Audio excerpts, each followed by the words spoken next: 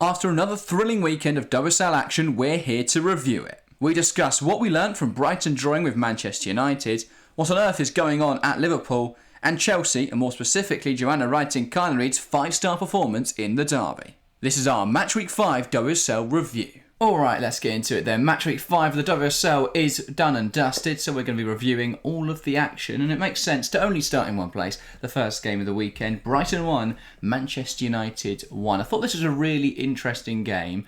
Two sides who we needed to see them. This was going to be an interesting one going into it because this would set a yardstick for where both teams were. I think a lot of questions still around how good United were, despite the fact they'd won their first 3 games. Because obviously they played Everton, West Ham, and Tottenham. Yeah. And Everton and West Ham are very easy opponents at the moment, and Tottenham aren't playing very well. So I don't think we've truly knew where United were before this weekend. And Brighton had won 3 out of 4, and the only blemish on an otherwise perfect record being a loss to Man City. So both sides had very good starts to the season, but we didn't really know where either of them are. I think seeing them draw makes a lot of sense. I think it backs up what I've been saying about United for a few weeks now, in that the fixtures have been very kind to them, and we don't actually know where the performance levels are. And I think this shows that they're not anywhere near that Chelsea Man United bracket. Man City bracket, sorry. Yeah, very much so. I do think that if we also have to give credit to Brighton, it definitely looks like Brighton have taken a massive leap, and a draw to me kind of says that we could see these early signs that Brighton are going to be up where Liverpool and Tottenham were, challenging Manchester United last year for 4th place. Obviously, the difference is Arsenal aren't right there at the moment, so that makes it a bit higher up the table. But it was a good game, and as you say, two sides that have started really well, and it was really, really competitive. And I think that overall it was just a really, really exciting game to watch, because two sides on the top of their game, in form, and I think a 1-1 draw was a decent result. Yeah, definitely. I think it was a very good performance from both teams. I thought that for large parts of the game, United were probably the better team. They had a lot of chances. Yeah. They probably should have put more away. However, I don't think the quality of United's chances were all that high. I thought, you look at the statistics, only 1 big chance created, which of course Grace Clinton put in the back of the net, compared to Brighton's 2. So on a different day, maybe Brighton put those away and they win that game. But good goal again by Grace Clinton. I think Bagley could have done better, but I wouldn't put much blame on Bagley. I thought she was very good throughout the game. And then obviously Nikita Parris's diving header, a really smart bit of movement, a really well taken finish, and I think it's Brighton have had a very good start to the season, and I think they're going to be right up there. Probably not fighting for the league, but I think that 4th, 5th spot at the moment, they seem to be in a really good position, because Tottenham we're going to get onto at the end, not looking great. Yeah. Liverpool also not looking great. There's definitely a chance this season to be up in that conversation, and they've already shown they can compete with Manchester United. Arsenal have had a slow start to the season.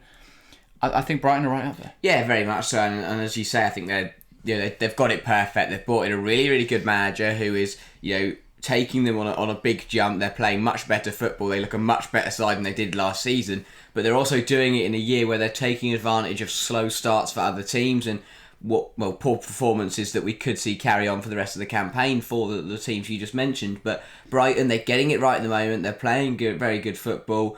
I think Paris is scoring against our old side. It was the first goal United conceded all season. So really good, well worked from Brighton. And I do think again these players are firing. It's a lovely mix between experienced players who have been in the league for years, Paris, Kirby, but then some really exciting talents like Via Meyer and co. And they've got a lovely balance. They're playing really good football. It looks very, very strong. For United, they're still unbeaten. It's not a bad start. If they win their game in hand on Man City, they go level with them. So it's still looking pretty strong for United as well. Yeah, I mean, they're 3rd in the table. They can't really complain. They're unbeaten. It's not a bad situation at all. I don't think a draw with Brighton is too bad. Up next for United is Arsenal. That's a big test. Yeah. If they win it, are Arsenal out of the title race? Probably, because it means they're at least 3 points behind Chelsea, City and Arsenal. As I say, it's Chelsea, City and United. So that's the thing, is that Arsenal fans will talk about, Chelsea could drop points, but if Chelsea drop points, it'll be City and United who take advantage. And if United beat Arsenal, are they in the conversation for the title? Potentially so. I mean, they've conceded 1 goal in 4 games, scored 8, and are currently unbeaten in the league. So I definitely think they're in the conversation. Yeah, Fair enough. And they did play, while you can say, they played Everton, who have scored 1 goal, and West Ham, who have got 2 in the opening 5 game weeks, they also played Tottenham, who are some of the top scorers in the league. I think they are 3rd for goals scored this season. So, you can't really complain. And obviously Brighton as well, who are 2nd for goals scored. So, they have played sides who have scored a few goals, and they have still remained quite solid defensively. So I think that reflects well. Equally, I don't think Tottenham were very good when they played them. Brighton did well, but only got 1. So interesting game. Let's move on then to the Sunday, and we'll start with Manchester City 2, Aston Villa 1. It feels like the story of City's season, going behind in the first half, being a goal down at half time, and then coming back in the second half, then making those changes and seeing the quality shine through for Manchester City. Aston Villa, it was a really good performance, especially the first 45 minutes. I thought they were very effective in front of goal. They were very effective at stopping Manchester City scoring, and, they were very deserved to be 1-0 up going into the break. Yeah, very much so. As you say, it's a 3rd game in a row where City have fallen behind and they've come back in the second half to win the game. But I think testament to Aston Villa in that first half, they took the game to Man City. We've seen them already this season. They took the game to Chelsea. They've gone to the bigger side, and they're putting on a really good performance. They should have beaten Tottenham. And once again, they lose from a winning position today. But I know it was Man City, but still, it's another game where they were winning and they've ended up taking no points. But the first half was really good. I think second half slightly got it wrong because they tried to just sit back and hold on, and like Liverpool, it's just never going to work against Man City will find a way through. Villa's best form of defence would have been to attack, because clearly when they were coming forward they caused City problems. When they sat back, put 11 players behind the ball and tried to absorb pressure, that's never going to work, because Man City have got the players and the firepower to just break you down eventually. So I do think DePaul got it wrong second half. But overall, another really good performance from Aston Villa, but no result to show for it. Yeah, very true. I do think it would have been very smash and grab, because while their defensive performance was great, they had 28% of the ball. They took 2 shots all game, and they put both on target, to be fair, and 1 big chance, which they scored. That was it. They made a total of 204 passes. You compare that to Manchester City, who made 646 passes, took 12 shots, 8 on target. D'Angelo was fantastic in the Aston Villa goal. Very unlucky that they conceded, because I thought D'Angelo was fantastic. But 12 shots, 8 on target, 4 big chances for City. Ironically, it was actually split perfectly in half. It was 6 shots in the first half, 6 in the second half. 4 shots on target in the first half, 4 shots on target in the second half. It was weird in that way. And 2 big chances in each half. They missed theirs in the first half. They scored both of them in the second half, and that was the key difference. They had that clinicality.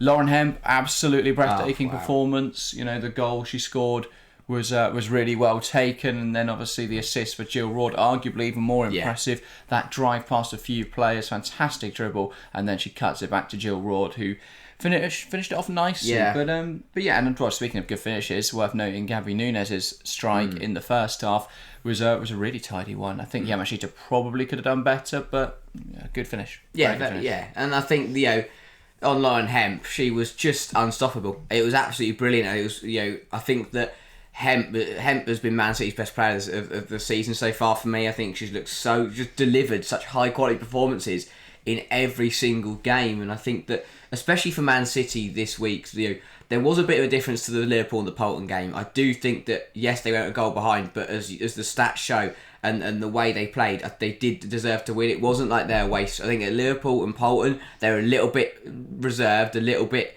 too comfortable, and were just wasteful, whereas they were clinical against Villa. It was just that defensively, and D'Angelo in net just did really well to hold on for as long as they did.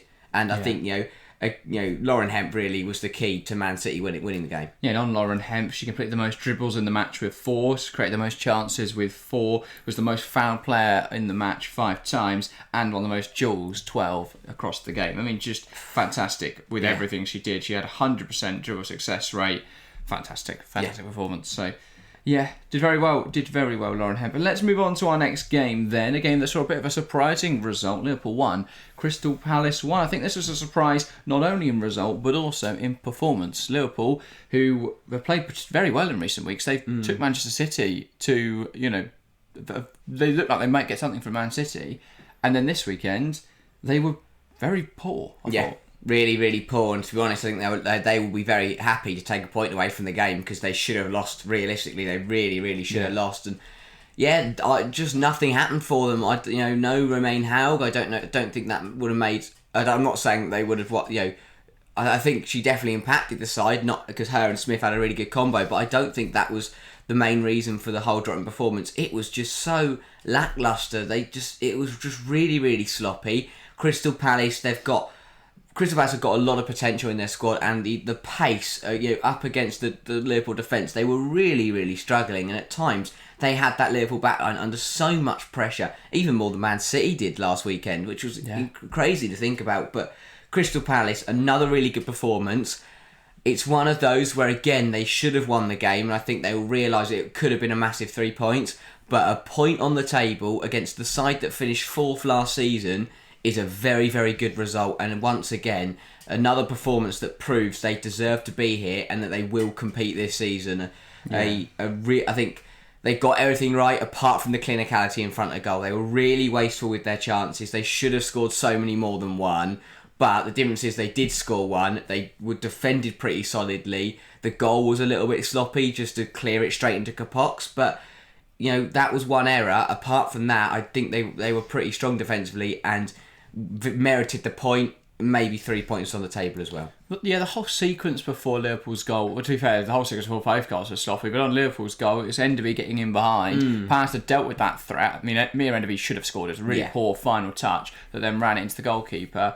Then it just comes at the ball, it spills out, and then Liverpool managed to work that into an attacking opportunity. Well, don't really. They try and play it forwards, they lose it. Crystal Palace defender then just clears it into Cornelia Kapox. But well taken finish though by Kapox. And on the Palace goal, there was about 5 shots in the build up to that, but they just couldn't put the ball in the back of the net, and then eventually Stengel bundled it home. But in that first half, they had 8 shots. Crystal Palace, 3 shots on target, 6 big chances created. Yeah. I've not seen another WSL side create 6 big chances, incredible. let alone miss 5 of them. That's incredible from Crystal Palace. But absolutely fantastic in attacking area. Just couldn't put the ball in the back of the net. Chance creation, brilliant for Crystal Palace. Just couldn't put it in the back of the net, and that'll be so frustrating. It will be. But I think from Laura Kaminski's point of view and from a Palace point of view, that is the way round you'd rather it be. You'd rather create loads of chances and miss them rather than create no chances, because at least they're creating the chances as they get better players. If it's create no chances but score loads, I think they'll take that one. But you can't score those chances if you don't create any. But I think that against this Liverpool back line, I think that they will improve in front of goal. They will buy better players, as they progress. The players on the pitch will improve overall. They're not bad forwards. They just had a tough day in front of goal, but a really promising point for Palace, and they're firing themselves up the table. I think if you just keep picking up the points in this league, suddenly you can find yourself really starting to climb the table. Yeah. And they've got to keep performing like they did today. Yeah. The performance against Leicester, the performance today against Liverpool, got to keep delivering performances like that. Yeah, huge point. I think they will be annoyed that they didn't take more from it, but as you say, a point is valuable in this league, so I think they'll be very pleased with that. Another contender as well for the most number of clearances possible in a game. Liverpool today putting up 26, so nice effort from Liverpool. Let's move on to our next game then. Leicester City 1, Everton 0, and I don't think this result came as much of a surprise, if I'm honest. Everton, they created chances in this game, they just couldn't take them again. A lot of their attacks came in the second half, right at the end, where they tried to put Leicester under a bit of pressure, but they just couldn't put the ball in the back of the net. For Leicester with a much better side for the first half. The goal was a really nice bit of individual play from Mamiki.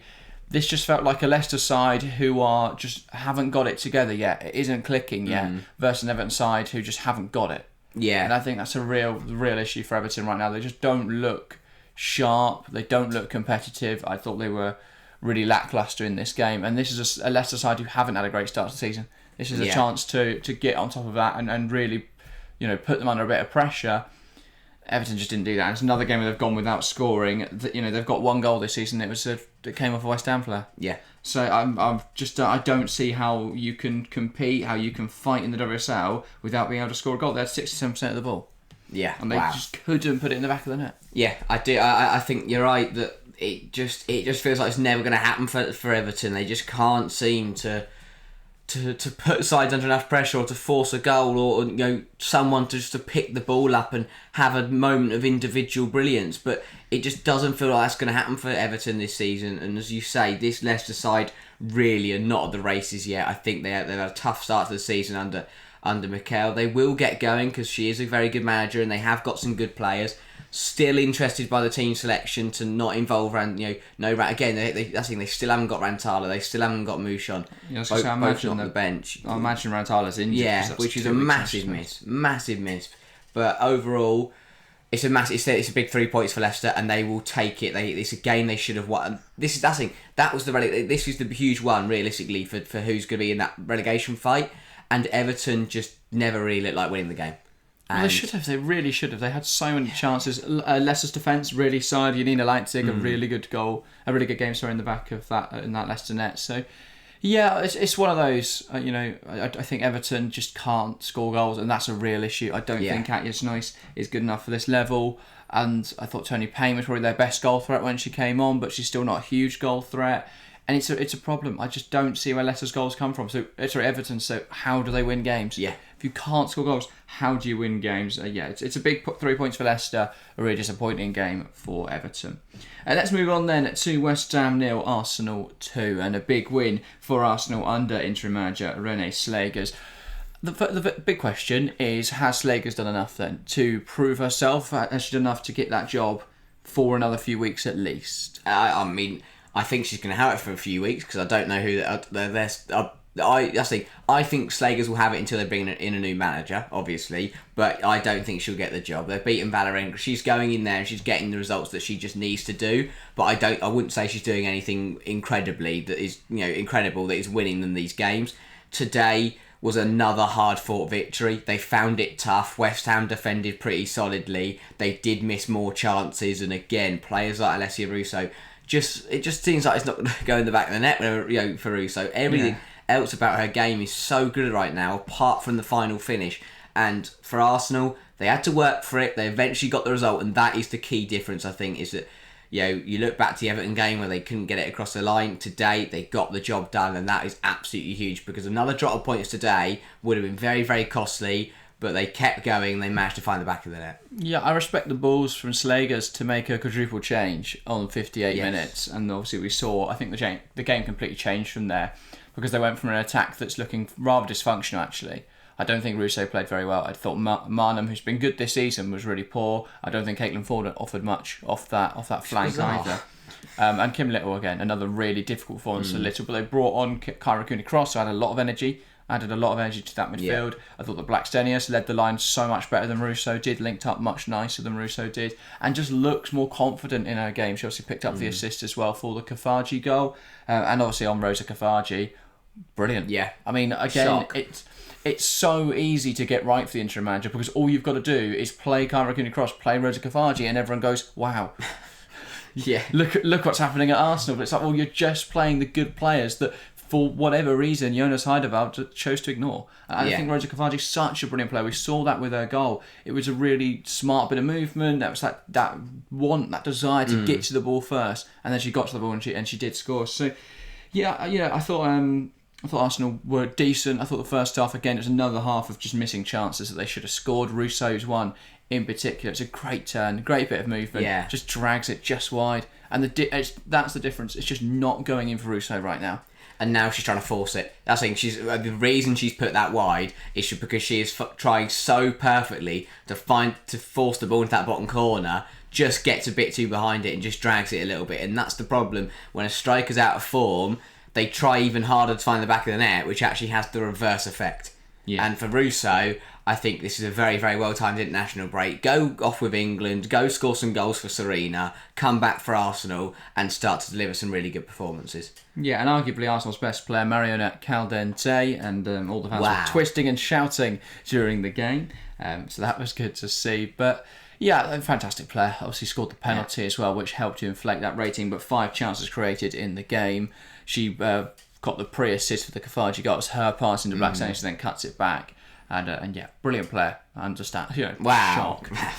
But yeah, and again, the Arsenal signings that we said at the start of the season would fire them up the table and help their performances are delivering if you play them in the right places or you actually play them overall. And I do think, as you say, I rate that Slager's had it in her to make that quadruple change, but also the team selection initially. And I think the other thing to talk about is that back four for Arsenal, dropping Williamson and Wooben-Moy was a big call, but I respect it. I don't think Williamson's been brilliant this season. I don't think Wooben-Moy's been brilliant. It's bringing in Catley next to Cadena. They keep a clean sheet. But also, and it's solid. I think it's good rotation. Good chance to get some rotation in against a West Ham attack that looks impotent at the moment. So, yeah, a 5-3-2 for West Ham. They tried to sit defensive. It didn't really work. They had 10 shots to Arsenal's 11, so it wasn't like they were completely played off the park. The difference is Arsenal's they had 11 shots. They had 7 on target. West Ham only 2 shots on target. That's a horrible record. So yeah, they just couldn't really. They had a big chance. They missed that. Arsenal had 3. They missed 2 of them, but they did eventually score some goals. It's another game where Arsenal are just not clinical in front of goal, but they've got it over the line because the opposition aren't great or offering much of a challenge. So I don't think we've learnt enough yet. I don't think Arsenal have improved massively since sacking Eidevall, which is understandable because René Slager's had 2 games. She's not going to reinvent the wheel, but I don't think we've seen anything to suggest that they are a marked improvement. I think they'll still be looking at other candidates. There are some big names still available, and it'll be interesting to see what Arsenal choose to do there. Definitely. Because I still think the title fight isn't dead yet, and if they do get a manager over this international break to come in for the United game, then maybe something changes. The issue is I don't see them getting anyone in. I think if there was someone coming in over the next week, we would know about it by now. There would be rumours. There's such a long way to go for Arsenal as well. Is that and as we've already seen that in the first, there's been a huge demonstration, and we've raved about it. How it is so competitive this season. Anyone can take points. Chelsea and City have still got to play each other. Arsenal twice. City have still got to play Arsenal. Chelsea have got to play Arsenal. United have got to play Arsenal twice. United have got to play Chelsea and City twice. There's such a long way to go. There's so many opportunities for all 4 teams at the top to drop points. Arsenal they're still in it, and they've got to remember that. And I think you can't be too early to count them out because there's still a long way to go. There's still a lot of points to be played for. They've just got to make sure they're on the right side of those results, because if they're not, they're going to find themselves a long way back. Yeah, speaking of the top of the table, let's move on to our final game of the day. Chelsea 5, Tottenham 2. Mental. I think you immediately look at this, and my first question was going to be, is there concern over the fact Chelsea conceded 2 goals? However, I would say, given the circumstances of both the goals, not a huge concern. We've spoke about on stream. I think the first thing to touch on is that Nilden goal. We touched on it on stream. I say touched on it. We spoke about it for about half an hour on stream. but yeah, obviously, it doesn't look like it goes over the line. It is a travesty that we don't have goal line technology, and I know you've brought up some concerns to why it couldn't happen. Bon Pasteur made the same point as me in the interview, saying we just have to have it if we want to be considered a professional league. If we want it to look professional, we have to have goal line technology. And so I completely agreed with her there. I think it was. I think it's just a really stupid one that, this is the top level of competitive sport, and we are relying on a bloke who's not even in line with the goalpost to tell us that it's gone in. So, I can't really understand that one. I think for me there has to be goal line technology to rule stuff like that out. We need it. The other thing to touch on is that Hampton should have dealt with that better regardless. Other than that, another slow first half for Chelsea, but by the second half they really got going, and they did the same thing they've been doing in recent weeks, where just the last sort of 20 minutes they put loads of pressure on the opposition, they score loads of goals. It's a 5-2 win. It flatters Chelsea somewhat, but it's testament to the fact they didn't give up really. They've scored the most goals in the league this season, 5 more than any other team. They conceded the second least. Only Manchester United conceded less, and I'd argue that given the fact Chelsea have played Arsenal already, which they conceded 1, and then 2 against Tottenham, 1 was a fluky goal and the other one was a free kick. I don't think that's anything to be concerned about. So yeah, plus 12 goal difference, 12 points from a possible 12. Flawless. Absolutely flawless start to the season for Chelsea. Some players to pick out from this match. Joanna writing, Kaneryd is probably the main one to talk about. Fantastic. Yeah, absolutely brilliant. And again, what a season she's having. And she's probably, as I said, I think she is Chelsea's best player so far this season. She's the main reason why they have been flawless. Why Bon Pasteur's now won 6 from 6 in all competitions. Chelsea I don't know what it is, and it's Kaneryd especially. It's just that as you say, in that last half an hour, they seem to something just like go, something like inside Chelsea just pops and they just explode and just barrage Tottenham at the end of the game and looked so strong. I think that Kaneryd just had another superb game. It was one of those similar to how Hemp played. They both wingers in Hemp and Kaneryd were unplayable this weekend. Absolutely brilliant, and Kaneryd again, she was just unstoppable. I mean, her first goal was absolutely brilliant. That volley was phenomenal. And what an assist from Millie Bright, even if it was accidental. It's one of those where because you're in form, you feel like you can do anything. Yeah. And that's exactly what happened there, because that's a goal that so few players score. Yeah. Such a difficult chance to do anything with, and she just finishes it off perfectly. Yeah. And it seems to be the opposite of Russo, where Russo, everything that she touches goes wrong. With anything Kaneryd touches goes in the back of the net at the minute. Yeah. And she's just got that magic touch. You can just have that at times on the field. If you are playing very well, then it tends to goals breed confidence, breed goals, and that cycle goes on. And hopefully we can see this rich vein of form continue. 2 goals and an assist here. She's been fantastic. Yeah. Kaneryd, the only game she didn't put up a contribution in was Arsenal. Other than that, she's provided a goal or assist in every game. She's on more than a contribution per game. It's absolutely incredible. And there's not many players in the world that put up numbers like that. Yeah, very true. And I think it's something that's always been a criticism of Kaneryd's game is that ineffectiveness in front of goal. Yeah. She looked very good. Very incredible. Good. Hampton, not a great game. Another one where Lucy Bronze struggled a bit. I thought Wimberg on a different day probably could have really used the space in behind Lucy Bronze. Sonny Baltimore did well to take her goal, but Guro with that missed pen, that was a shame to see, because other than that, I don't think Guro played badly. And that was unfortunate, came off the post. Baltimore did really well though to tuck it away. Hamano in great form. It's all working out nicely for Chelsea at the moment. That even with a depleted front line, the fact they could turn to their bench and only bring on one forward, and yet they still looked so good in front of goal. So looking very good. As for Tottenham, it was a really difficult day for their defence. It was a weird day for Amanda Nilden, who was at fault for both of the goals, but also scored one. A really weird one. Scored an own goal, handed Chelsea the first, and then came off injured. Yeah. What an odd 75 minutes for Nilden. But Tottenham are in trouble. I really felt it, because again, I know this is Chelsea, but they were in the game. Losing if they'd been out of the game for the whole 90 minutes and they'd lost 5-2, fair enough. But they were in the game for I think obviously the Nilden goal held. It was only at 2-1. About 65 minutes, and it was still 2-1 Chelsea. And then in the last 20-25, Tottenham just collapsed and Chelsea just pounced, and another terrible defensive showing. And again, we talk about it's the defensive errors massively letting them down. Nilden really struggled. I mean, the corner was inexcusable to head past their own goalkeeper. The first one was a really poor touch. And the other goals, I mean, the penalty, why Hunt's running around with her arm up here, I don't know. It's just not going right for Tottenham. They're making way too many errors in defensive situations, and it is costing them massively. They've given away a penalty in all of their last 3 matches. And that's already a goal. And I know obviously Chelsea missed theirs, but they still scored as a result of it. Yeah. And you just can't keep doing that. It's really basic stuff. It's Neville handballing. It's Neville pushing players over in the box. It's Hunt handballing. It's stuff that just shouldn't happen. Yeah. They're mistakes that shouldn't be made at this level, and I think it's way too error-prone from Tottenham.